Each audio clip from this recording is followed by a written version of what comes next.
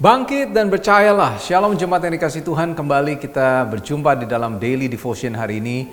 Dan renungan kita terambil dari 1 Korintus 2 ayat yang ke-6 sampai dengan 16. Tentunya kita tidak akan membaca keseluruhan daripada pasal ini.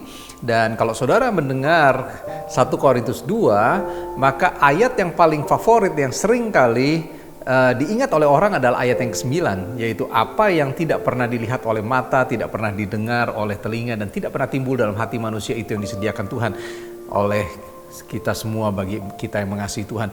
Dan seringkali saudara, ayat ini disalah artikan atau disalah tafsirkan bahwa ini Tuhan ingin memenuhi kebutuhan kita.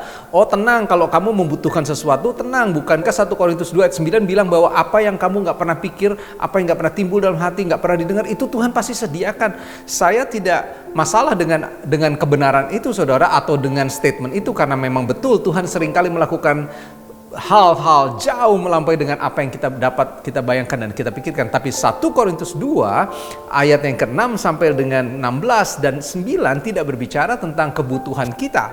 Dan saya memberikan judul daripada renungan hari ini, hikmat dan rahasia sorga. Saudara, kita bisa membaca Alkitab, kita bisa berkhotbah dengan antusias. Bahkan buat pendengar, saudara, bisa saja saudara mendengarkan renungan ini setiap hari. Saudara datang ke begitu banyak, saudara belajar dari YouTube. Tapi dengar ini baik-baik, kalau tanpa Roh Kudus berkarya dan mengajar, berbicara kepada hidup saudara dan saya, maka saya katakan bahwa semuanya akan menjadi pengetahuan saja. Semua yang kita pelajari, semuanya hanya bersifat pengetahuan. Kalau Roh Kudus tidak memberikan rema, revelation dalam kehidupan saudara dan saya, ketika kita membaca dan ketika kita mendengarnya, segala sesuatunya percuma, saudara. Karena itu akan menjadi hanya pengetahuan. Makanya di ayat 8 firman Tuhan bilang gini, tidak ada penguasa di dunia yang mengenalnya, yaitu hikmat dan rahasia surga itu. Kenapa? Kalau mereka mengenalnya, maka tentunya mereka tidak akan membunuh Yesus, karena mereka tidak mengenalnya, saudara.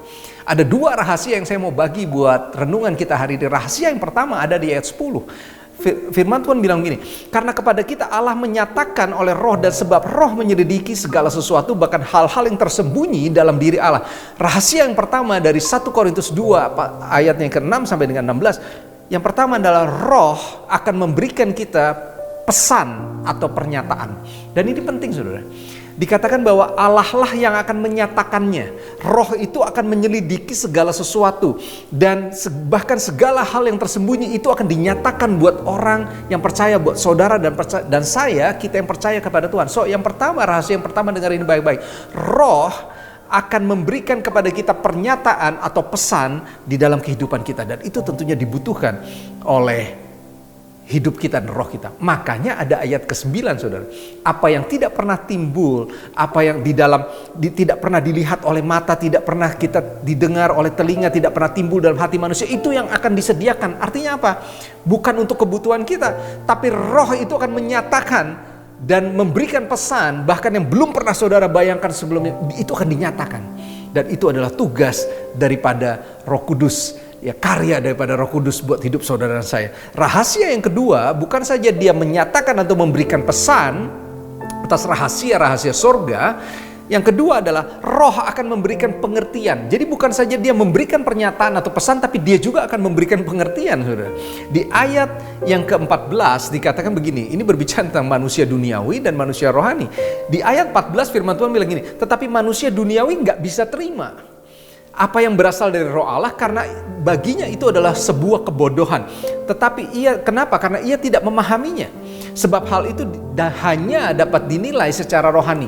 Jadi kalau saudara hanya menangkap segala pesan yang disampaikan lalu saudara ukur dengan logika saudara, maka kita akan menjadi manusia duniawi dan kita tidak akan bisa menerimanya. Kenapa? Karena kita anggap itu gak masuk akal. Memang seringkali Tuhan gak masuk akal, saudara. Dan ayat yang ke-15, perhatikan, tetapi manusia rohani menilai segala sesuatu, katanya, tapi ia sendiri tidak dinilai oleh orang lain. Kita menilai segala sesuatu dan rohlah yang akan memberikan pernyataan, katanya. Menilai segala sesuatu dari sisi rohani itu menjadi sebuah pesan buat kita semua, bahwa segala sesuatu yang terjadi harus dilihat dari sisi rohaninya. So, saya mau tutup dengan Amsal 2 ayat yang keempat. Jika engkau mencarinya, mencari apa? Mencari hikmat. seperti mencari perak dan mengejarnya seperti mengejar harta terpendam, maka engkau akan memperoleh pengertian tentang takut akan Tuhan dan mendapat pengenalan akan Allah, karena Tuhanlah yang memberikan hikmat dan dari mulutnya akan datang pengetahuan dan kepandaian. Tugas kita adalah mencarinya seperti mencari perak dan mengejarnya seperti mengejar harta terpendam. Kalau saudara mencari Tuhan dengan attitude, sikap hati seperti itu, saya percaya bahwa kita akan bisa dinyatakan dengan terus-menerus rahasia-rahasia kerajaan sorga. Dan bukan saja dinyatakan, tapi kita akan dimengerti apa yang menjadi pesan Tuhan buat hidup kita. Mari kita berdoa. Tuhan, kami berdoa bersyukur hari ini Tuhan sudah berbicara lagi buat hidup kami. Buat kami mengerti bahwa hidup ini tidak ditentukan oleh manusia dunia ini, karena kami adalah manusia roh. Untuk itu Tuhan, kami mau membuka diri kami. Roh Kudus tolong kami supaya kami terus mendengar pernyataan-pernyataan, pesan-pesan yang menjadi rahasia surga. Hikmat yang tersembunyi itu menjadi pesan, menjadi pernyataan yang nyata setiap hari, setiap saat dalam hidup kami. Dan kami tahu melalui karya Roh Kudus juga akan memberikan kepada kami pengertian, dan kami akan bisa menilainya secara rohani, karena roh kami itulah menjadi penerang, menjadi pengajar, sehingga kami bisa mengerti setiap pesan yang Tuhan sampaikan dalam hidup kami. Roh Kudus, teruslah berkarya dalam hidup kami, dan kami izinkan Engkau untuk bekerja dengan sebebas-bebasnya. Di dalam nama Tuhan Yesus Kristus kami sudah berdoa, dan kami siap menjalankan firman hari ini. Dalam nama Yesus, haleluya. Amin. Tuhan berkati kita semua. God bless.